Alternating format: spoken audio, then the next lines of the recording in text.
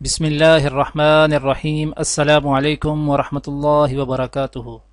آج ہم رسول اکرم صلی اللہ علیہ وآلہ وسلم کا سنت سے اعراض کرنے والوں کے متعلق ایک فرمان بیان کریں گے انشاءاللہ۔ اس سے پہلے آپ سب سے گزارش ہے کہ اس ویڈیو کو آگے ضرور شیئر کریں، جزاک اللہ۔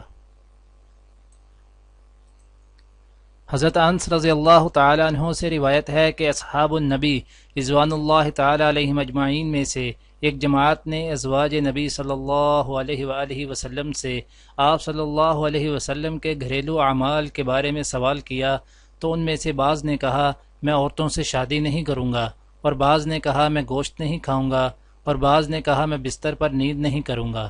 آپ صلی اللہ علیہ وآلہ وسلم نے اللہ کی حمد و ثنا بیان کی اور فرمایا قوم کو کیا ہو گیا ہے کہ انہوں نے اس طرح گفتگو کی ہے، حالانکہ میں نماز بھی پڑھتا ہوں، آرام بھی کرتا ہوں، روزہ بھی رکھتا ہوں اور افطار بھی کرتا ہوں، اور میں عورتوں سے شادی بھی کرتا ہوں۔ پس جس نے میری سنت سے اعراض کیا وہ مجھ سے نہیں، میرے طریقے پر نہیں۔ دعا ہے کہ اللہ تعالیٰ دنیا اور آخرت کی تمام بھلائیاں عطا کرے، سنت پر عمل کی توفیق دے۔ سبحان ربک رب العزت عما یصفون وسلام علی المرسلین والحمد للہ رب العالمین، آمین۔